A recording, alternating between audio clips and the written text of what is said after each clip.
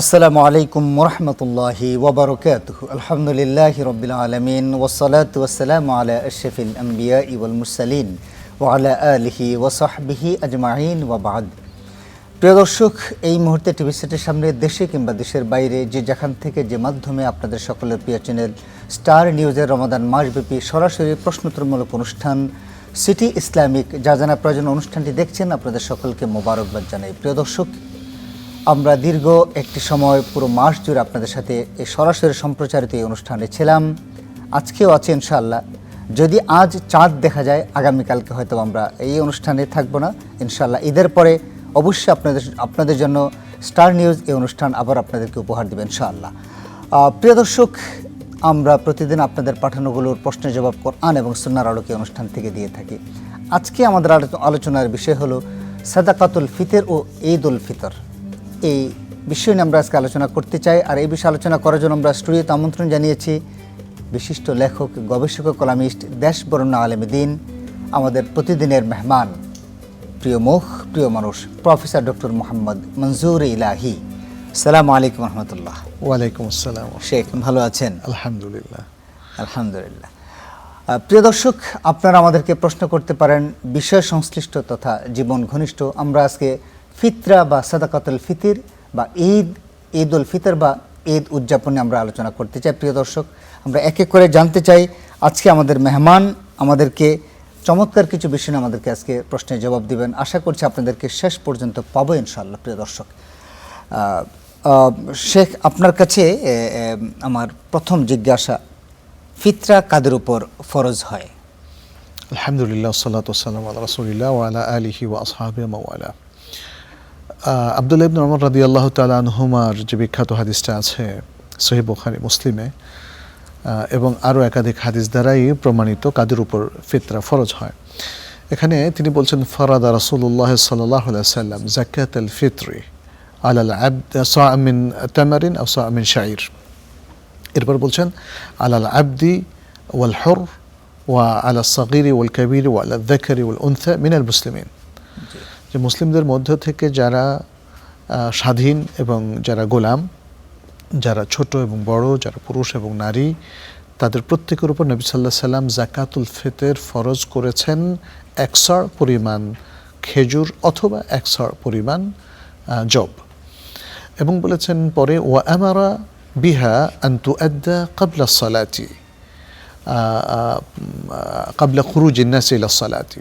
বলছেন নবী সাল্লাল্লাহু আলাইহি সাল্লাম নির্দেশ দিয়েছেন মানুষ যাতে ঈদগাহে যাওয়ার আগে এই সাদাকাতুল ফিতর বা যাকাতুল ফিতরটা আদায় করে। তাহলে এই হাদিস স্পষ্ট করে দিয়েছে যে মোটামুটি যারা মুসলিম এবং যারা বা যাদের পক্ষ থেকে তার অভিভাবক যাকাতুল ফিতর আদায় করতে সক্ষম, তাদের উপর যাকাতুল ফিতর ওয়াজিব বা ফরজ। এখানে আব্দুল্লাহ ইবনে ওমর রাদিয়াল্লাহু তাআলা আনহুমা ফারাদা শব্দটা ইউজ করেছেন। এছাড়াও নাসাইর রিওয়ায়াতেও ফারাদা শব্দটা ইউজ করা হয়েছে এবং আবু দাউদ, ইবনে মাজাহ, যেটা আব্দুল্লাহ ইবনে আব্বাস রাদিয়াল্লাহু তাআলা আনহু থেকে, সেখানেও ফারাদা শব্দটা ইউজ করা হয়েছে। তাতে বোঝা গেল যে এটা ফরজ। ধন্যবাদ শেখ আপনাকে। তাহলে ফিতরা সবার উপরে ফরজ, ঈদের চাঁদ ওঠার আগ পর্যন্ত যিনি জন্মগ্রহণ করেছেন, ফিতরা দিতে সামর্থ্য রাখেন এমন সকল মুসলিমের উপরই ফিতরা ফরজ। নবাগত সন্তান যারা আছে তার পক্ষ থেকে তার বাবা দিবেন, তার মানে তার উপরও ফরজ, তার দায়িত্বটা পালন করবেন তার বাবা মা। তাহলে কখন জন্মগ্রহণ করলে সেটা তার উপর ফরজ হবে?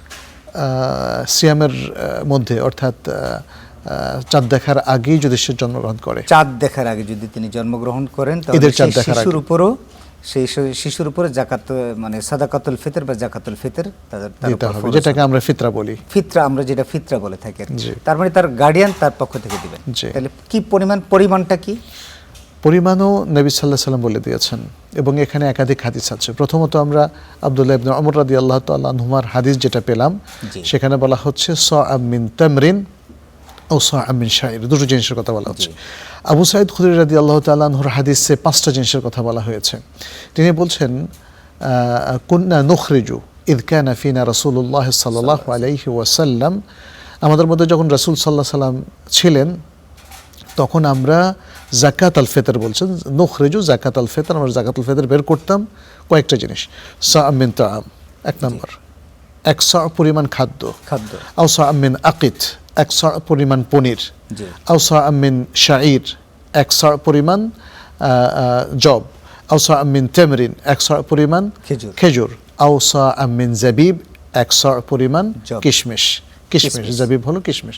তাহলে এই পাঁচটা জিনিসের যে কোনো একটা জিনিস দিলে হবে। এখানে প্রতিধানযোগ্য হচ্ছে, বলছেন প্রথমে কি সা'আম মিন তা'আম, এক সা পরিমাণ খাদ্য। খাদ্য বলতে যে খাদ্যটা ঈদের দিনে মানুষের প্রধানতম খাদ্য, সে খাদ্যটা হতে পারে পোলাওর চাল, হতে পারে চাল ডাল মিলে যে খিচুড়ি বা এই টাইপের আর কি, স্টেপল ফুড যেটাকে বলা হয়, প্রধান খাদ্য। তো তাহলে বলতে আসলে কি বোঝায়? এক সর হচ্ছে মদিনার একটা সর, পরিমাপ যন্ত্র। এটা আরবরা সাধারণত ব্যবহার করত। মদিনায় একটা সর ছিল, আবার ইরাকেও একটা সর ছিল, এবং বিভিন্ন লোকালয়েও বিভিন্ন রকম পরিমাপ যন্ত্র ছিল। আমাদের দেশে যেমন ওড়া বা খাঁচা এরকম যেমন বলা হয়। তো মদিনার সরটা এখানে প্রতিধানযোগ্য, যেহেতু এটা শরঈ ব্যাপার, এবং নবী সাল্লাল্লাহু আলাইহি ওয়াসাল্লাম যখন এই নির্দেশটা জারি করেন তখন তিনি মদিনায় ছিলেন, তাহলে নিশ্চয়ই তিনি মদিনার সরই মিন করেছেন, তিনি ইরাকের সর মিন করেন নাই, অথবা তিনি অন্য দেশের ইয়ামানের সর মিন করেন নাই। তাহলে মদিনার সরের পরিমাণটা কত? এক্ষেত্রে আমরা দেখি যে কিছু ইখতিলাফ আছে আমাদের আরব দেশের হিজাজি ওলামাদের মধ্যেও। অনেকেই বলেছেন সেটা 2 কেজি 40 গ্রাম, কেউ কেউ বলেছেন সেটা প্রায় 2.5 কেজি বা 2 কেজি 400 গ্রাম। শেখ সালেহ বিন উসাইমিন থেকে দুটো মত প্রসিদ্ধ আছে। আর আরেকটা মত হচ্ছে 3 কেজি বা প্রায় 3 কেজি। এটা সৌদি আরবের উচ্চ ওলামা পরিষদ তারা মদিনার সরের উপর গবেষণা করে এই মতামত দিয়েছেন, এটা হলো প্রায় 3 কেজি। তো এটা যেহেতু একটা উচ্চ ওলামা পরিষদের এবং অনেকটা ফিকহ একাডেমি টাইপের একটা ফতোয়া বোর্ডের ফতোয়া, অতএব আমার কাছে মনে হয় এটা খুবই প্রণিধানযোগ্য, শক্তিশালী। আর তাছাড়া যেটা আমরা জানি ইরাকের সর, সেটাও প্রায় 3 কেজি, 3.25 কেজির মতো। তাহলে দুটোর মধ্যে একটু মিলও আছে। অনেক সময় দেখা যায় দেশ দূরে থাকলেও মানে বেশ কিছু পরিভাষার মধ্যে মিল থাকে। তাহলে সেই ক্ষেত্রে নবী সাল্লাল্লাহু আলাইহি ওয়াসাল্লাম এখানে 3 কেজি খাদ্য অথবা 3 কেজি জব, ভুট্টা অথবা পনির কিংবা কিশমিশ কিংবা খেজুর দিতে বলেছেন। যেটাই অ্যাভেলেবল থাকে সেটা দেওয়া যেতে পারে। এখন আমাদের বাংলাদেশে প্রধান খাদ্য হচ্ছে চাল, অতএব 3 কেজি চাল এটা হতে পারে। কেউ কেউ অবশ্যই এটাকে আটাও বলেছেন, অনেকে আবার আটা খায়, রুটি খায়। তো সেক্ষেত্রে 3 কেজি আটাও অথবা গমও হতে পারে। তবে এখানে আরেকটা জিনিস আছে, আমরা যেমন দেখি যে নবী সাল্লাল্লাহু আলাইহি ওয়াসাল্লাম প্রত্যেক জিনিসের এক সর করে বলেছেন 3 কেজি। তো এখানে আবু সাঈদ খুদরি রাদিয়াল্লাহু তাআলা আরেকটা বর্ণনা আছে, তিনি বলেন যে মুআবিয়া ইবনে সুফিয়ান, তখন তিনি খলিফা ছিলেন, তিনি একবার মদিনায় আসলেন, একবার মদিনায় এসে বললেন যে তোমরা 1 সর পরিমাণ এই জিনিস দিচ্ছ, তো সিরিয়ার লাল গম, লাল আটা, এটা তো অনেক দামি, এক্সপেন্সিভ, তাহলে তোমরা 1 সরের বদলে যদি পারো তাহলে নেসফে সর সিরিয়ান আটা বা লাল গম আটা এটা তোমরা দিতে পারো। তো এক্ষেত্রে আমরা আব্দুল্লাহ ইবনে ওমর রাদিয়াল্লাহু তাআলা আনহুর একটা বর্ণনা পাই, তিনি বলছেন যে ফাআদালান নাসু ইলা নিসফি সা' মিন বুররিন, যে এটা তো নবী সাল্লাল্লাহু আলাইহি ওয়াসাল্লামের ডিসিশন ছিল, বা পরবর্তীতে মানুষ কারো কারো পরামর্শে তারা অর্ধসার গমের দিকে বা আটার দিকে তারা ফিরে যায়, সেটা দিতে শুরু করে। তাহলে অর্ধসার গম বা আটা এটা কিন্তু নবী সাল্লাল্লাহু আলাইহি ওয়াসাল্লামের নির্দেশ ছিল না, বাট এটা পরবর্তী সাহাবায়ে কেরাম আমল করেছেন, সেই হিসেবে এটা করা যেতে পারে। কিন্তু নবী সাল্লাল্লাহু আলাইহি ওয়াসাল্লামের আমল যেটা ছিল সেটা হচ্ছে 1 সর পরিমাণ খাদ্য এবং আরও যে 4টা আইটেম আমরা বললাম। এই ধন্যবাদ আপনাকে। তাহলে 3 কেজি যে সটা, আসলে সমস্ত সগুলো অ্যানালাইসিস করে দেখা গেছে 3 কেজির বেশি আর হয় না। 3 কেজি সৌদি ওলামা কেরামগণ বলছেন যে যদি এটা আমরা করি তাহলে রাসূলের সুন্নাহটাকে আর বাদ যাওয়ার কোনো সুযোগ নেই, মিস হওয়ার কোনো সুযোগ নেই। জি, ধন্যবাদ আপনাকে। কখন থেকে আমরা এই সাদাকাতুল ফিতর আদায় করব? আচ্ছা, আমরা তো বলেছি হাদিসের মধ্যে যেটা আছে, এমনকি আব্দুল্লাহ ইবনে আব্বাস রাদিয়াল্লাহু তাআলা হাদিসে স্পষ্ট করে বলা হয়েছে, মান আদ্দাহা ক্বাবলা সলাতি আও ক্বাবলা সালাতিল ঈদ ফাহিয়া যাকাতুম মাকবুলা ওয়া মান আদ্দাহা বা'দা সলাতি আও বা'দা সালাতিল ঈদ ফাহিয়া সাদাকাতুম মিনাস সাদাকাত। এটা আবু দাউদ ইবনে মাজাহ বর্ণনা করছেন হাসান সনদে। তো এখানে বলা হয়েছে যে ব্যক্তি ঈদের সালাতের আগে জাকাতুল ফিতর আদায় করে তাহলে সেটা মকবুল জাকাতে পরিণত হয়, আল্লাহর পক্ষ থেকে অ্যাকসেপ্টেড হয় জাকাত হিসাবে, জাকাতুল ফিতর হিসাবে। আর যে ব্যক্তি ঈদের সালাতের পরে সেটাকে আদায় করবে সেটা একটা কমন সাদাকায় পরিণত হয়, তখন সে আর ফিতরা আদায় করলো বলে গণ্য হবে না। তাহলে এটা হলো আদায়ের সর্বশেষ সময়। কিন্তু আদায় শুরু কখন হতে পারে, কখন সে আদায় করবে, একদিন দুই দিন আগে আদায় করতে পারে কিনা, এই ব্যাপারে সহিহ বুখারীর একটা হাদিস আমরা পাই আব্দুল্লাহ ইবনে ওমর রাদিয়াল্লাহু তাআলা আনহুমা থেকে। তিনি বলছেন কুন্না নুআদ্দিহা ক্বাবলা আল-ঈদ বিয়াউম আও ইয়াউমাইন, ঈদের একদিন আগে অথবা দুই দিন আগে আমরা রাসূল সাল্লাল্লাহু আলাইহি ওয়াসাল্লামের যুগে জাকাতুল ফিতর আদায় করতাম। ধন্যবাদ আপনাকে। শেখ, আমরা এবারে যে বিষয়টা জানতে চাচ্ছি, কি পরিমাণ এটা আমরা জেনেছি, কখন থেকে শুরু হবে কখন শেষ হবে সেটাও আমরা জেনেছি, কাকে আমরা দিব সেটা আমরা কাকে দিব, হ্যাঁ এটা আমরা বলিনি। আমরা ফিতরাটা কাকে দিব? জি, ফিতরাটা মিসকিনকে দিতে হবে। এটা দুটো হাদিস দ্বারা প্রমাণিত। একটা হাদিস তো আব্দুল্লাহ ইবনে ওমর রাদিয়াল্লাহু তাআলা আনহুমার হাদিস, আবু দাউদ ইবনে মাজার মধ্যে।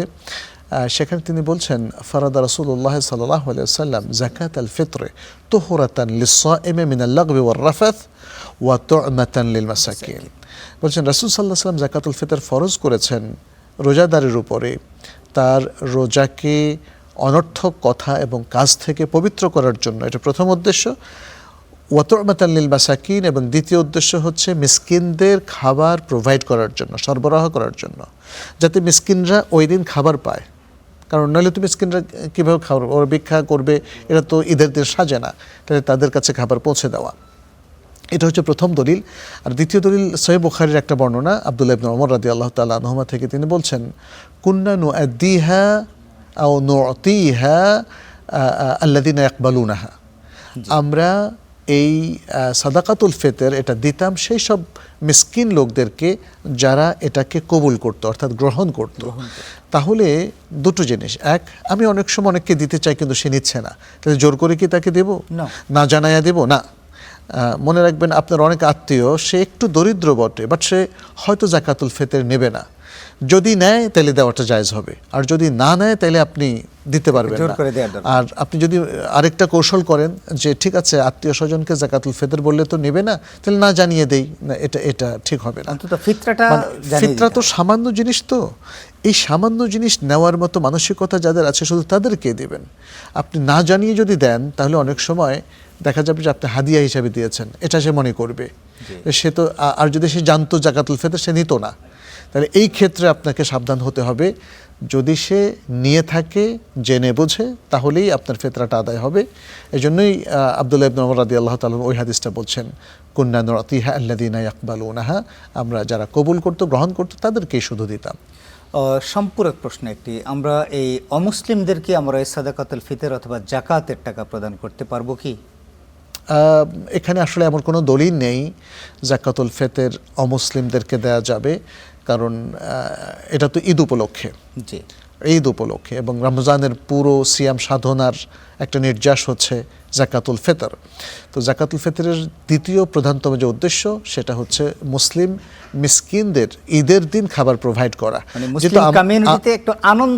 আমাদের ঈদের দিন তো মুসলিমদের জন্য ঈদ না, তবে ওদেরকে আমাদের দাওয়াতে শামিল করতে পারি যে আসুন আপনারা আমাদের ঈদে আমাদের খাবার খান, এতে কোনো সমস্যা নাই। কিন্তু জাকাতুল ফিতরটা এটা মুসলিমদেরই প্রাপ্য, মুসলিম মিসকিনদের প্রাপ্য। মানে মুসলিম কমিউনিটিতে আসলে একটু আনন্দ ভাগাভাগি করা, তাদের ঘরেও যেন একটু সুস্বাদু থাকে, তাদের ঘরে যেন একটু খাবার থাকে, এই দিন যেন তারা অভুক্ত না থাকে। এক্স্যাক্টলি। আসলে খুব খুব মানে হৃদয় বিদারক যে আসলে ইসলাম কত চমৎকার করে সেই বিষয়টাকে মাথায় নিয়ে এটাকে একটা ভ্রাতৃত্বের বন্ধনে নিয়ে এসেছেন। জি জি, এটা খুব চমৎকার একটি জিনিস এবং মর্মস্পর্শী একটা বিষয়। ধন্যবাদ আপনাকে। ফিতরা কাদেরকে দেয়া যাবে না? ফিতরা যারা নিতে চায় না প্রথমত তাদেরকে, দ্বিতীয়ত যারা মিসকিন কিংবা অনাথ অথবা যারা দরিদ্র নয় তাদেরকে দেওয়া যাবে না, ধনী ব্যক্তিদেরকে দেওয়া যাবে না। আর মোটামুটি এটাই হচ্ছে মূল কথা। আর যেটা আমরা বললাম অমুসলিমদেরও জন্য ফিতরা প্রযোজ্য নয়। না, ধন্যবাদ আপনাকে।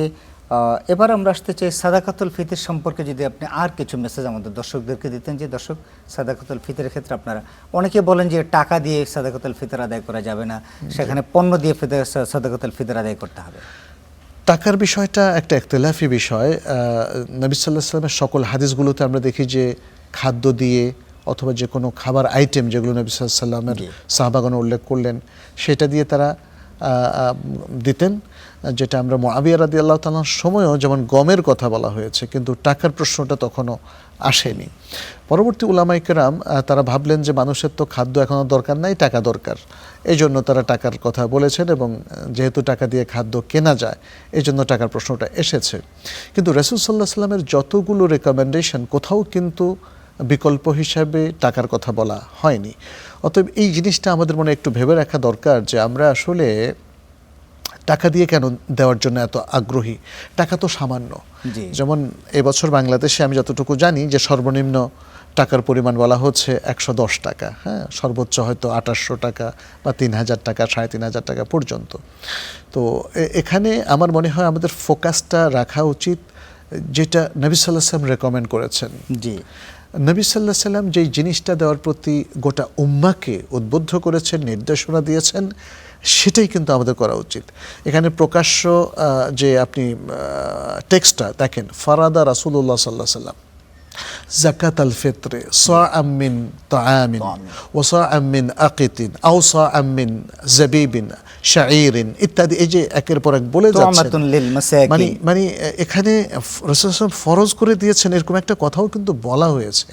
তাহলে আমরা যখন বিকল্পে যাচ্ছি, এই বিকল্পটা তখনই তাহলে আমরা গ্রহণ করি যখন খাদ্য আর না পাওয়া যায়, খেজুর আর না পাওয়া যায়, কিশমিশ আর না পাওয়া যায়, অথবা মানুষের যাদের অভাব অনটন রয়েছে তাদের তো খাদ্যই দরকার, তাদের তো টাকা তো কেউ খায় না, সে টাকা দিয়ে খাদ্যই কিনে খায়। এখন আপনি ঈদের সকালে যদি তাকে টাকা দেন, সে খাদ্য সেমাই কিনবে কী করে, জি, সে চিনি কিনবে কী করে, পোলাওর চাল কিনবে কী করে, ডাল কিনবে কী করে, তাই না? এখনই আমি আজকে সকালেও মার্কেটে গিয়েছি, দেখলাম যে অনেক দোকান এখনও বন্ধ, হয়তো তারা খুলবে দুপুরের পরে বা এরকম একটা জিনিস ছিল। তো ঈদের দিন সকালে কিন্তু সমস্ত মার্কেট বন্ধ। তাহলে মানে এখানে তু'মাতান লিল মাসাকিন, এ কথা তার উদ্দেশ্যই হলো মানুষকে খাদ্য প্রোভাইড করা। যারা নেবে না তাহলে তাদের যাকাত ফিতর প্রয়োজন নাই। জি, আর যদি আপনি 2 টাকা 5 টাকা দেন, টাকা তো পৃথিবীর সবাই নেয়, ধনী মানুষরাও টাকা নেয়। খাদ্য অনেকে নেয় না, খাদ্য শুধু সেই ব্যক্তি নেবে যার প্রয়োজন আছে। অতএব আমাদের উচিত হবে যাকাতুল ফিতর, এই বাংলাদেশের মধ্যে প্রায় 20 কোটি মানুষ, এর মধ্যে কোটি কোটি মানুষ এখনও খাদ্যহীন, বস্ত্রহীন অবস্থায় আছে, কোনো মতে দিন গুজরান করছে, তাদেরকে খুঁজে বের করা আমাদের দায়িত্ব। আমরা অনেকেই শহরে জীবন যাপন করি এবং রাস্তা চলাফেরার পথে কিছু নতুন নোট ছড়িয়ে ছিটিয়ে দেই, এটা কিন্তু যাকাতুল ফিতর দেওয়ার সুন্দর পন্থা নয়। যাকাতুল ফিতর আমাদেরকে খুঁজে বের করতে হবে, কোথাও সে অভাবী আমাদের ভাইয়েরা, আমাদের বোনেরা, তারা অভাবী হলেও তারা আমাদের ভাই বোন, তাদেরকে খুঁজে বের করে তাদের খাদ্যের ঘাটতি আমাদের মেটানো দরকার। মাশাআল্লাহ, জি, জাযাকাল্লাহ শেখ। আমরা ছোট্ট একটি বিরতিতে যেতে চাই। বিরতির পর আপনার কাছে আমরা মুহাম্মদ রাসূলুল্লাহ সাল্লাল্লাহু আলাইহি ওয়াসাল্লাম ঈদুল ফিতর উদযাপন করতেন কিভাবে, সেটি আমরা জানতে চাই আপনার কাছে ছোট্ট একটা বিরতির পর। প্রিয় দর্শক, আপনারা দেখছেন সিটি ইসলামিক, যা জানা প্রয়োজন। ছোট্ট একটি বিরতিতে যাচ্ছি। বিরতির পর আমরা জানতে চাই নবী মুহাম্মদ রাসূলুল্লাহ সাল্লাল্লাহু আলাইহি ওয়াসাল্লাম তিনি কিভাবে ঈদুল ফিতর উদযাপন করতেন, ঈদের দিন তিনি কি কি আমল করতেন, এই বিষয়গুলো আমরা জানতে চাই, আপনাদেরকে জানাতে চাই। থাকুন স্টার নিউজের সাথেই।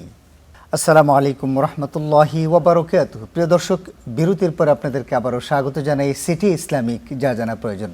প্রিয় দর্শক, আমরা আজকে আলোচনা করছি সাদাকাতুল ফিতর ও ঈদুল ফিতর সম্পর্কে, মানে ফিতরা এবং ঈদুল ফিতর সম্পর্কে আমরা আলোচনা করছি। আপনারা আমাদেরকে প্রশ্ন করতে পারেন এই সংশ্লিষ্ট বিষয়ে। প্রিয় দর্শক, আপনাদের সাথে আছেন দেশপরণ আলেমে দ্বীন প্রফেসর ডক্টর মোহাম্মদ মনজুর ইলাহি।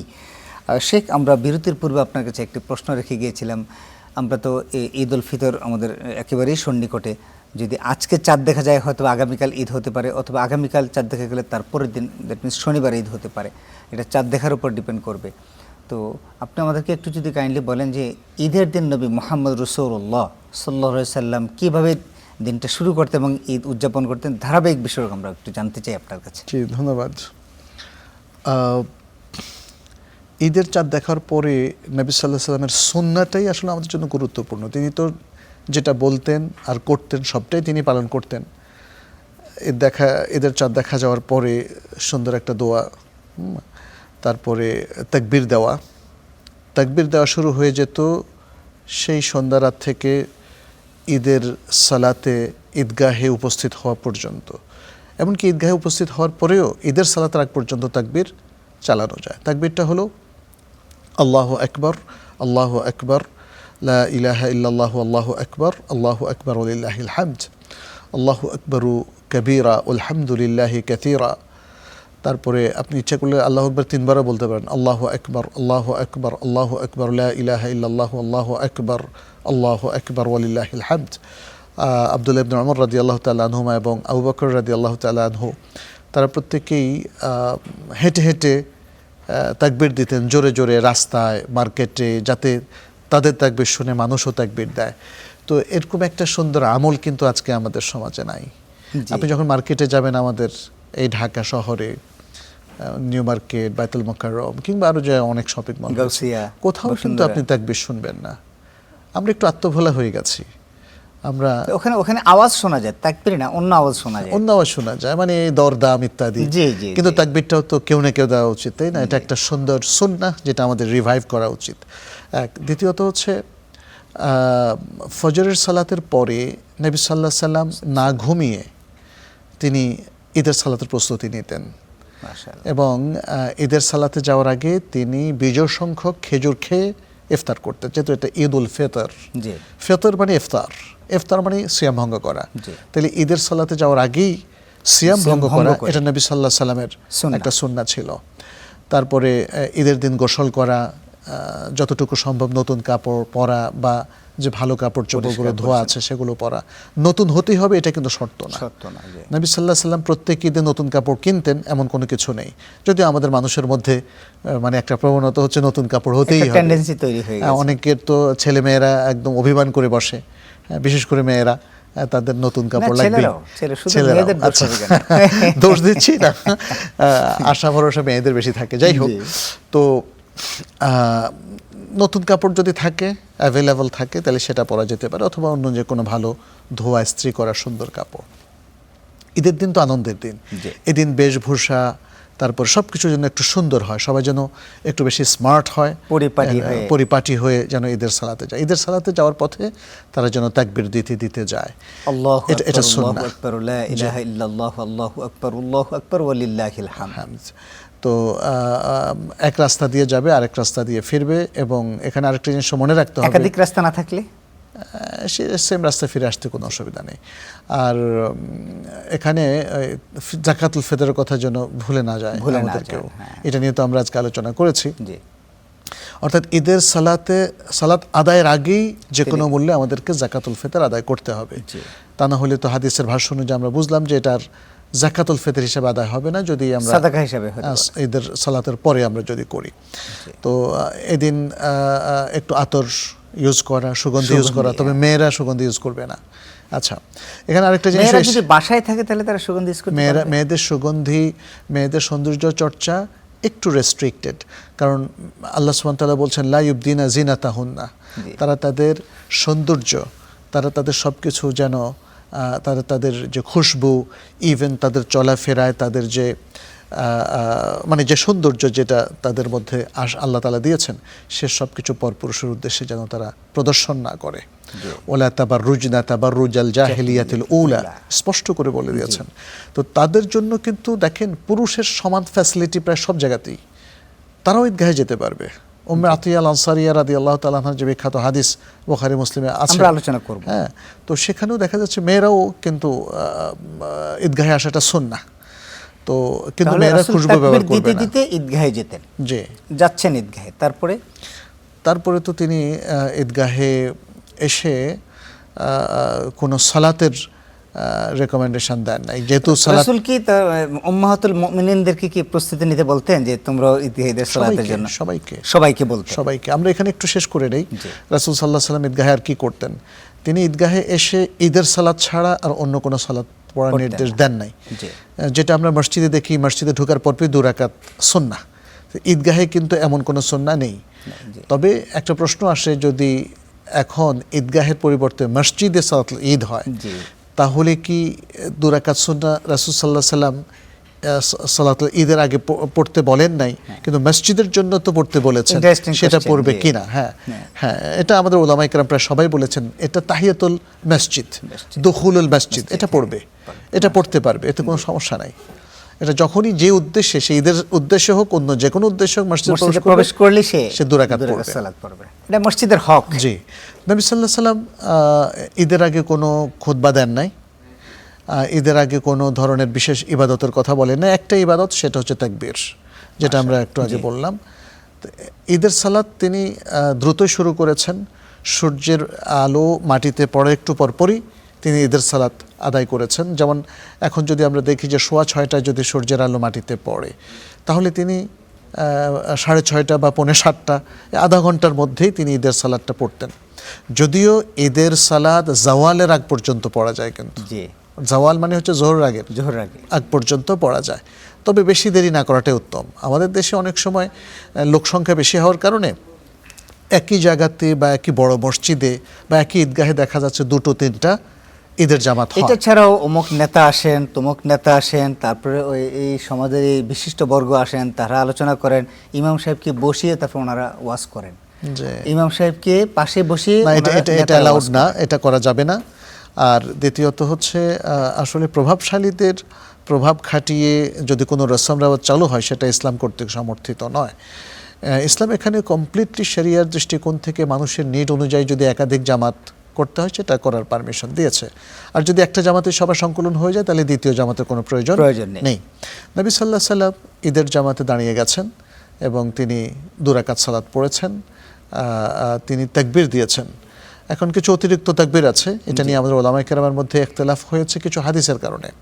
একটা হাদিসে দেখা গিয়েছে অতিরিক্ত 6 তাকবীর সহ 2 রাকাতে 2টো জায়গায় 8টা তাকবীর দেওয়া হয়েছে। 8টা তাকবীরের কথা এসেছে, মানে হাদিসগুলোতে কিন্তু 4 তাকবীর করে 8 তাকবীরের কথা এসেছে। 6 তাকবীর হচ্ছে অতিরিক্ত। একটা তাকবীর হলো শুরুতে আল্লাহু আকবার বলার পরে 3টা অতিরিক্ত তাকবীর, আর দ্বিতীয় রাকাতে হলো 3টা তাকবীরের পরে 4র্থ তাকবীরটা হচ্ছে রুকুর তাকবীর। আচ্ছা, এটা গেল 6 তাকবীর অতিরিক্তের বয়ান। এটা নিয়ে উলামায়ে কেরাম আমাদের কিল ও কাল আছে। কেউ বলেছেন যে এগুলো দাঈফ, কিন্তু ইমাম আবু হানিফা রাহিমাহুল্লাহ এবং হানাফি মাযহাবের বিখ্যাত উলামায়ে কেরাম এটাকেই ফলো করেন। আর আছে 12 তাকবীর, মূলত সেটা হিসাব করলে 13 তাকবীরে দাঁড়ায়। সেটা হচ্ছে প্রথম রাকাতে একটা তাকবীর তো আল্লাহু আকবার, তারপরে 5টা তাকবীর, কয়টা হলো? 6টা। দ্বিতীয় রাকাতে যখন সে উঠে দাঁড়াবে, তখন তাকবীরাতুল ইন্তেকাল এবং তারপরে আরও 6টা তাকবীর, তাহলে সেখানে হয়ে গেল 7টা তাকবীর। তাহলে টোটাল 7 আর 6 মিলে 13। কিন্তু অতিরিক্ত হলো মূলত 13 তাকবীর না, অতিরিক্ত হলো এখানে 5 তাকবীর আর ওখানে 6 তাকবীর, তাহলে 11 তাকবীর হলো অতিরিক্ত। তাহলে মানে এই তাকবীরগুলো অসংখ্য হাদিসে এসেছে। ফলে উলামায়ে কেরাম এই অতিরিক্ত তাকবীর যদি সব মিলিয়ে 12 বা 13 হয়, সেটাকে রেকমেন্ড করেছেন। এবং আমরা দেখি যে মক্কা এবং মদিনায় এই 12 তাকবীরের সালাতুল ঈদই অধিকাংশ সময় আমল করা হয়। যেটাই করা হোক না কেন, যেহেতু দুটোর পক্ষেই দলিল আছে, এজন্যে আমরা এই অতিরিক্ত তাকবীর একটু কম হোক বেশি হোক, সেটাকে আসলে কন্ডেম করাটা ঠিক না। এবং সেটা নিয়ে আমরা যেন কোনো বিবাদের সৃষ্টি, বিশেষ করে 8 তাকবীরের মানে 6 অতিরিক্ত তাকবীর সহ টোটাল 8 তাকবীরের হাদিসটাও অনেক ওলামায়ে কেরাম এটাকে হাসান বলেছেন। কারো কাছে দাঈফ হলেও অনেক ওলামায়ে কেরাম এটাকে হাসান বলেছেন। যারা এটাকে হাসান মনে করেন, তারা সেটাকে আমল করেন এবং করতে পারেন, আসলে করার অধিকারও আছে। তো কিন্তু উত্তম হচ্ছে 12 তাকবীর, যেহেতু সেটা বুখারী মুসলিম সহ অনেকগুলো হাদিসে এসছে। এটা রাসূল সাল্লাল্লাহু আলাইহি সাল্লামের আমল বিশুদ্ধ অনেকগুলো হাদিস দ্বারা, সহিহ অনেকগুলো হাদিস দ্বারা প্রমাণিত। এবং এই বিষয়ে প্রফেসর ডক্টর খন্দকার আনম আব্দুল্লাহ জাহাঙ্গীর খুব চমৎকার করে উনি বলে গিয়েছেন, ডিসকাশনটা করেছেন যে যেখানে যদি 6 তাকবীর হয় সেখানে 6 তাকবীর আপনি পড়বেন, সেখানে আপনি এটা কিলোকালে যাবেন না। যেখানে 12 তাকবীর হয় সেখানে আপনি 12 তাকবীরে পড়বেন, কোনো অসুবিধা নেই। দুটোই তো আমাদের 6 তাকবীর আমরা হানাফি মাযহাব ইমাম আবু হানিফা রাহিমাহুল্লাহ দ্বারা প্রমাণিত, তিনি বলেছেন না হাদিস দ্বারা। আবু হানিফা রাহিমাহুল্লাহ সে মতটা গ্রহণ করেছেন, কারণ কোনো ইমাম তো নিজে কোনো হাদিসের বাইরে যান না, তাই না? আর এটা একটা সালাতের ব্যাপার, এখানে তো শারঈ দলিল ছাড়া মন গড়ায় কিছু চলবে না। তো এখানে 8 তাকবীরের হাদিসটাও আমরা বলেছি তার আসল আছে, যেটা অতিরিক্ত হলো 6 তাকবীর, আর 12 তাকবীর সেটা তো অসংখ্য সহিহ হাদিস আছে আমরা বলেছি। ধন্যবাদ শেখ। তারপরে রাসূল সাল্লাল্লাহু আলাইহি ওয়াসাল্লাম এই যে সালাতটা পড়ার পরে তারপর কি করতেন? খুতবা পড়তেন। তারপরে খুতবা দিতেন। খুতবা কয়টা দিতেন এটা নিয়ে ওলামায়ে কেরামের মধ্যে একটু ইখতিলাফ হয়ে গেছে। অনেকেই বলেন যে খুতবা, যেহেতু জুমার খুতবার মধ্যে আমরা দুটো খুতবা দেখছি, তাহলে এখানেও খুতবা দুটোই হবে। আবার অনেকে বলেন যে না, খুতবা হবে একটা। তো এই ইখতিলাফটা এখনও আছে, কেউ একটা খুতবা দেন। তবে আমরা যেটা দেখি যে প্রণিধানযোগ্য হচ্ছে বিশ্বের অধিকাংশ বড় বড় মসজিদ এবং হারামাইনে দুটো খুতবাই দেওয়া হয়। অতএব দুটো খুতবাটা ওটা রেকমেন্ডেড। যেহেতু হারামে দুটি খুতবা দিচ্ছে, এই নিয়ে আসলে আমাদের মনে হয় আর কথা বলা উচিত হবে না, যে তাহলে আমরা দুটা খুতবা যেহেতু প্রচলিত আছে এবং হানাফি মাযহাবও দুটো খুতবা অ্যালাউ করেছেন, সো আমরা এই নিয়ে ভ্রমণ আর কিলোকাল না করি। ধন্যবাদ আপনাকে। তারপরে এই খুতবা শেষ করে রাসূল সাল্লাল্লাহু আলাইহি ওয়াসাল্লাম কি করতেন? দোয়া করতেন। না, খুতবার মধ্যেই দোয়া করে দিতেন, আলাদা দোয়ার কোনো সিস্টেম নাই। হ্যাঁ, যেমন আমাদের দেশে তো আমরা অনেক জায়গায় অতিরিক্ত মোনাজাত চালু করেছি, কিন্তু এগুলো যদি কেউ রসম রেওয়াজ হিসাবে চালু না করেন তাহলে আল্লাহর কাছে যে কোনো সময় যে কেউ দোয়া করতে পারে। কিন্তু যে জায়গাগুলোতে রাসূল সাল্লাল্লাহু আলাইহি ওয়াসাল্লাম থেকে কোনো আমল সাব্যস্ত হয় না, যেমন জানাজার সালাত, জানাজার ভিতরে তো দোয়া, জানাজার পরে আলাদা দোয়ার কোনো, এই যে সবাইকে নিয়ে দোয়ার কোনো অপশান তিনি চালু করেন নাই। তারপর দ্বিতীয়ত হচ্ছে সালাতটাই দোয়া, যে প্রত্যেক ফরজ নামাজ ইমামের নেতৃত্বে, এটার ভিতরে তো দোয়া, সেজদার মধ্যে দোয়া, সালামের আগে পর্যন্ত আমরা আগ মুহূর্ত পর্যন্ত আমরা দোয়া মাসুরা পড়ি। তাহলে আবার পরে মানে সবাইকে নিয়ে আবার যে দোয়া, এটা রাসূল সাল্লাল্লাহু আলাইহি ওয়াসাল্লাম থেকে সাব্যস্ত হয়নি। ঠিক তেমনি ঈদের জামাতের দোয়াটাও রাসূল সাল্লাল্লাহু আলাইহি ওয়াসাল্লাম খুতবা শেষে করে দিয়েছেন। এই জন্য আপনি দেখবেন হারামাইনেও এবং বিশ্বের বিভিন্ন দেশেও খুতবা শেষে আলাদা দোয়া করে দেওয়া হয়, মানে খুতবার মধ্যেই খুতবা শেষ, দোয়া শেষ, এরপরে সবাই চলে যাবে। এরপরে আবার লম্বা মুনাজাতের আসল বা মাশরুইয়াত এর কোনো দলিল নেই। ইবনে বাবে রাসূল সাল্লাল্লাহু আলাইহি ওয়াসাল্লাম সালাতুল ঈদটা শেষ করতেন, শেষ করে তারপরে তিনি চলে যেতেন, বাসায় চলে আসতেন এবং তাকবীর দিতে দিতে তিনি আসতেন। বাসায় আসার সময় মানে তাকবীরটা আসলে ঈদের আগ পর্যন্ত, ঈদের পরে আলাদা তাকবীর দেওয়াটা হারাম নয়, বাট এমন কোনো নির্দেশনা নেই। ধন্যবাদ আপনাকে। আমরা চমৎকার করে একদম মুহাম্মদ সাল্লাল্লাহু আলাইহি ওয়াসাল্লাম ফজরের সালাতের পর থেকে নিয়ে ঈদের সালাতের একদম খুতবা পর্যন্ত কি করতেন স্টেপ বাই স্টেপ, সেটা আমরা জানলাম। আপনাকে জাযাকাল্লাহ খায়ের। আমরা একটি ছোট্ট বিরতিতে যেতে চাই। প্রিয় দর্শক, আপনারা দেখছেন সিটি ইসলামিক যা জানা প্রয়োজন। ছোট্ট আরেকটি বিরতির পর আমার কাছে যে প্রশ্নটি আছে, দুইটি প্রশ্ন আমাদেরকে করেছেন। নাম্বার 1 হলো মহিলাদের ঈদ উদযাপন কিভাবে হবে সেটি। আরেকজন ভাই আমাদেরকে প্রশ্ন করেছেন, আমরা কি সৌদির সাথে মিল রেখে ঈদ উল ফিতর আদায় করব, নাকি বাংলাদেশের গভর্নমেন্ট অনুযায়ী সেটা আমরা ঈদ উল ফিতর আদায় করব।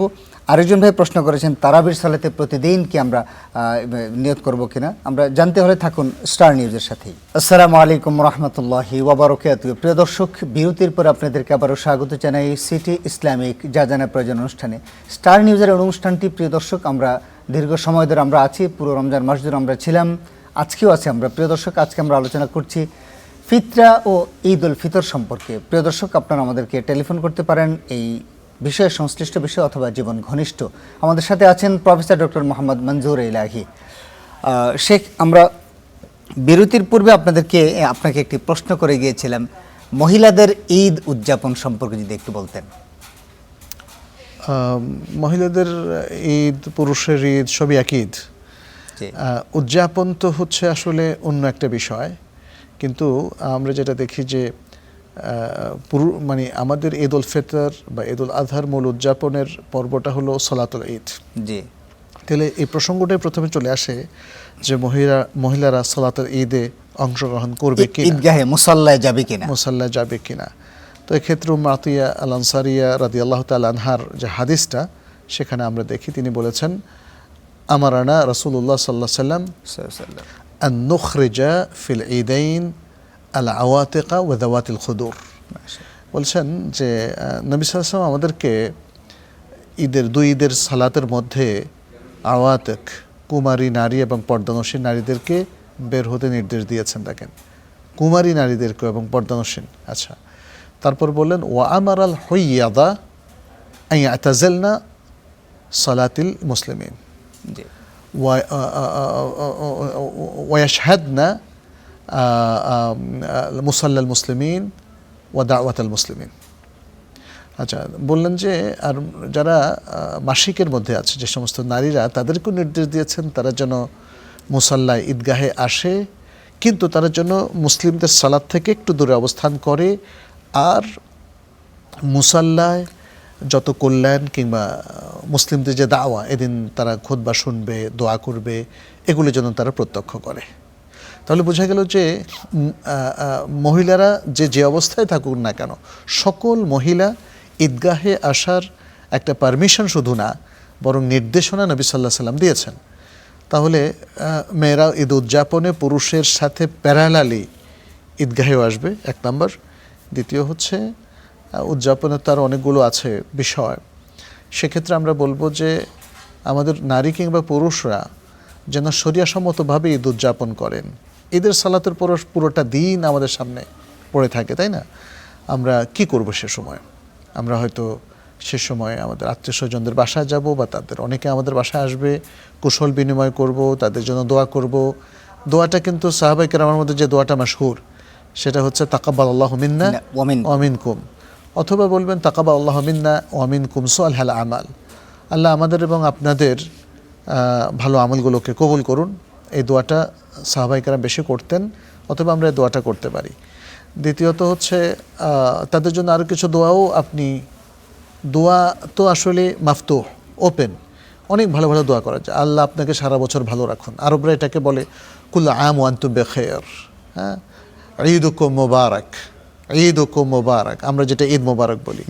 তা আল্লাহ আপনার ঈদে বারাকা দিন, তাই না? এটা একটা সুন্দর দোয়া। তো এইভাবে বিভিন্ন দোয়া এবং কুশলাদি বিনিময় করা যায়। তবে যেটা আমাদেরকে খুব সতর্কতার সাথে পরিহার করতে হবে, সেটা হচ্ছে ঈদ উপলক্ষে আমরা যেন কোনো হারাম কাজে লিপ্ত না হই। হারাম আনন্দ অনুষ্ঠানে, পার্টি, নাচ গান, অশ্লীল নাটক, সিনেমা ইত্যাদি, এই বিষয়গুলোর মধ্যে যেন আমরা জড়িয়ে না ফেলি। ধন্যবাদ শেখ আপনাকে। আমরা একজন ভাই আমাদেরকে প্রশ্ন করেছেন, সৌদি আরবের সাথে মিল রেখে ঈদ উদযাপন করা, রোজা মানে শুরু করা, এই বিষয়গুলো সম্পর্কে যদি একটু বলতেন। আমরা দেখতে পাই আমাদের দেশের বেশ কিছু অঞ্চলে তারা সৌদির সাথে মিল রেখে রোজাও রাখেন এবং ঈদ উদযাপন করেন। এখানে বেশ কয়েকটা পয়েন্ট আমাদের একটু লক্ষ্য করতে হবে। প্রথম হচ্ছে নবী সাল্লাল্লাহু আলাইহি ওয়াসাল্লাম আসলে কি বলেছেন আমাদেরকে? বলেছেন সুমু লিরুয়াতিহি ওয়া আফতিরু লিরুয়াতিহি, তোমরা চাঁদ দেখে রোজা শুরু করো এবং চাঁদ দেখে রোজা ভাঙো, ঈদ করো। তাহলে চাঁদ দেখার বিষয়টা, এখন চাঁদ কি পৃথিবীর যে কোনো একজন দেখলে চলবে, নাকি আমরা সবাই মিলে দেখতে হবে? আচ্ছা, চাঁদটা কি ইন্টারন্যাশনালি একটা জায়গায় দেখলে সারা বিশ্ব একসাথে ঈদ করবে, একসাথে সিয়াম পালন করবে, নাকি লোকালি অথবা রিজিওনাল? এক এক রিজনে কিন্তু এক এক রকম। পূর্ব দিকে সবার আগে চাঁদ দেখা যায় না, চাঁদ দেখা যায় মিডলে, মক্কা কেন্দ্রিক। ফলে এই জন্য প্রশ্নটা এসেছে যে মক্কায় চাঁদ দেখা যাওয়ার সাথে সাথে আমরা সারা বিশ্বে একসাথে করবো কিনা।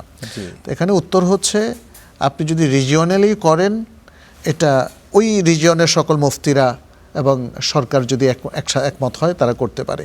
আর যদি সারা বিশ্বে একসাথেও করতে চান, তাহলে সারা বিশ্বের সকল স্কলারকে তো একমত হতে হবে, সব সরকারগুলো একমত হতে হবে। তা না হলে এক সরকার তো আরেক সরকারকে জোর করতে পারে না, মুসলিমদের কথা বলছি, এবং মানতে বাধ্য। এবং সৌদি আরবের আলেম অথবা টার্কির আলেমরা আমাদের বাংলাদেশের আলেমদেরকে বাধ্য করতে পারে না, ইন্দোনেশিয়া কিংবা মালয়েশিয়ার আলেমদেরকে বাধ্য করতে পারে না। এখন দেখা যাচ্ছে ইন্দোনেশিয়া, মালয়েশিয়াতে সে দেশের আলেমরা তারা সৌদি আরবকে ফলো করার সিদ্ধান্ত নিয়েছে, তারা সেভাবে করে। আর আমাদের এই যে ভারতবর্ষের ওলামায়ে কেরাম, তারা রিজিওনাল মুন সাইটিংয়ের ভিত্তিতে করে। দুটোই কিন্তু ভ্যালিড, কিন্তু একটা জায়গায় সমস্যা আছে, সেটা হচ্ছে আমি বিচ্ছিন্নভাবে যদি সমাজ থেকে আলাদা হয়ে আরেক দিন ঈদ করতে চাই, আগে বা পরে ঈদ শুরু করতে চাই, তাহলে এটা ভ্যালিড কিনা, এই ব্যাপারে ওলামায়ে কেরাম আসলে তাদের নেগেটিভ মতামতই বেশি, যে আপনি একটা গ্রাম একসাথ হয়ে আলাদা একদিনে করবেন, সমাজ থেকে একদম আলাদা বিচ্ছিন্ন হয়ে, আপনার মত যাই হোক না কেন। এখানে যেমন ডক্টর হাসান, মোহাম্মদ হাসান, উনি মিশর প্রখ্যাত একজন আলেম এবং বিশুদ্ধ আলেম, মুহাক্কিক আলেম, তিনি বলেছেন আমার মত হচ্ছে সারা বিশ্বে একসাথে করা। কিন্তু আমার দেশের সরকার সারা বিশ্বে একসাথে করে না, তারা রিজিওনাল মুনসাইটিংয়ের ভিত্তিতে করে, অতএব আমিও সেটাই করি। তাহলে মত আমার আরেকটা, কিন্তু করি আমি আমাদের লোকালয়ের সাথে। আর নবী সাল্লাল্লাহু আলাইহি ওয়াসাল্লাম এটাই বলেছেন। এটা বলে আমি শেষ করছি। নবী সাল্লাল্লাহু আলাইহি ওয়াসাল্লাম বলছেন আস-সাওমু ইয়াওমা ইয়াসুমুন নাস ওয়াল ফিতরু ইয়াওমা ইফতিরুন নাস। যেদিন একটা লোকালয়ের বা একটা দেশের সকল মানুষ সিয়াম রাখে, সেদিন তোমাকে সিয়াম রাখতে হবে, সেদিন সবার জন্য সিয়াম রাখা। আর যেদিন ইফতার করে, ঈদ করে, সেদিন সবার জন্য ঈদ করণীয়। না, ধন্যবাদ আপনাকে। আমরা দেখতে পাই যে আমাদের চাঁদ দেখা কমিটি আছে, আমাদের ধর্ম মন্ত্রণালয়ে রয়েছেন, তারা আমাদেরকে মেসেজটা দেন যে কবে চাঁদ দেখা যায় না যায়। কিন্তু আমরা এই বৈপরীত্যটা আমরা দেখতে পাই আরাফাত দিবসের রোজার মধ্যে, যদি আমরা সৌদির সাথে যে মিল না রাখি, দেখা যাচ্ছে আরাফাত দিবসের রোজা ঈদের দিন আমাদেরকে আরাফাত দিকে আসলে চাঁদের ভিত্তিতে এটা হচ্ছে না। আরাফাত দিনে এখানে মূল ফোকাসটা হচ্ছে ইয়ৌমে আরাফা। ইয়ৌমে আরাফা। আরাফা কোন দিনকে বলে? যেদিন হাজিরা আরাফায় থাকে। জি, সেদিন আপনার দেশে যদি 8 তারিখও হয়, সেটাও আরাফা। জি, বুঝতে পারছেন না? হ্যাঁ। অতএব যারা লোকাল মুনসাইটিংয়ের ভিত্তিতে সিদ্ধান্ত নেন, তাদের সুন্দর জবাব আছে। অতএব কেউ কাউকে আটকাতে পারবে না। কিন্তু আসলে আমাদের আটকানোর চিন্তাও করা উচিত না। আমাদের দরকার হচ্ছে শরিয়া কি বলে, শরিয়ার মানদণ্ডটা। জি, শরিয়ার মানদণ্ডটা এটা একটা ইজতিহাদি বিষয়। এই যে দুটো মত ইজতিহাদি বিষয়, এই জন্যই আমরা যেটা মত পোষণ করি যে আপনি যদি ইন্টারন্যাশনাল মুনসাইটিংয়ের ভিত্তিতে দেশের সবাই মিলে সিদ্ধান্ত নেন, সেটা যেমন ভ্যালিড হতে পারে, হতে শরিয়ার কোনো বাধা নাই, ঠিক তেমনি লোকাল মুনসাইটিংয়ের ভিত্তিতেও ঈদ পালন করা বা রমাদান শুরু করা, এটারও একটা ভ্যালিডিটি আছে এবং এই 1400 বছর ধরে এটা ভ্যালিড হয়ে এসেছে। অতএব সেটাকেও আপনি উড়িয়ে দেওয়াটা ঠিক হবে না। ধন্যবাদ শেখ আপনাকে, খুব চমৎকার করে আজকে আমাদের এই অনুষ্ঠানে অনেকগুলো প্রশ্নের জবাব দিলেন। আল্লাহ আপনাকে জাযায়ে খায়র দান করুন। বারাকাল্লাহু ফিক। প্রিয় দর্শক, এই ছিল আমাদের আজকের আয়োজন। আমরা চেষ্টা করেছি সাদাকাতুল ফিতর এবং ঈদ উল ফিতর সম্পর্কে বেশ কিছু বিষয়ে, অত্যন্ত গুরুত্বপূর্ণ বিষয় আমরা আলোচনা করার জন্য। আমরা আশা করছি আজকের এই আলোচনা থেকে প্রিয় দর্শক আপনারা সকলেই এই অনুষ্ঠান থেকে আপনারা উপকৃত হয়েছেন এবং সাদাকাতুল ফিতর আমরা সকলে আদায় করে দেব ঈদগাহে যাওয়ার পূর্বে, এবং অবশ্যই সেটা যার যেটা প্রয়োজন তা দিয়ে আমরা সাদাকাতুল ফিতর আদায় করব। রাসূল সাল্লাল্লাহু আলাইহি ওয়াসাল্লাম যেভাবে বলেছেন সেভাবে আমরা সাদাকাতুল ফিতর আদায় করব। আর আমরা তাকবীর যেন না ভুলে যাই, আমরা যেন রাসূল সাল্লাল্লাহু আলাইহি ওয়াসাল্লাম যেভাবে ঈদ উদযাপন করেছেন সেই ঈদ উদযাপন যেন আমরা সেভাবে করে থাকি। এই হোক আমাদের অঙ্গীকার। আপনাদেরকে অগ্রিম ঈদ মোবারক জানিয়ে শেষ করছি আমাদের আজকের অনুষ্ঠান। আজ যদি চাঁদ দেখা যায়, হয়তো আগামীকালকে আমাদের ঈদ হতে পারে। আর যদি আজকে চাঁদ দেখা না যায়, সরকার যদি সেটি ঘোষণা না করেন, তাহলে আগামীকালকে আমরা আবারও এই লাইভ অনুষ্ঠানে ইনশাআল্লাহ হাজির হয়ে যাব। সেই প্রত্যাশায় শেষ করছি আমাদের আজকের অনুষ্ঠান। সকলকে অগ্রিম ঈদ মোবারক জানিয়ে শেষ করছি। আসসালামু আলাইকুম ওয়া রাহমাতুল্লাহি ওয়া বারাকাতুহু।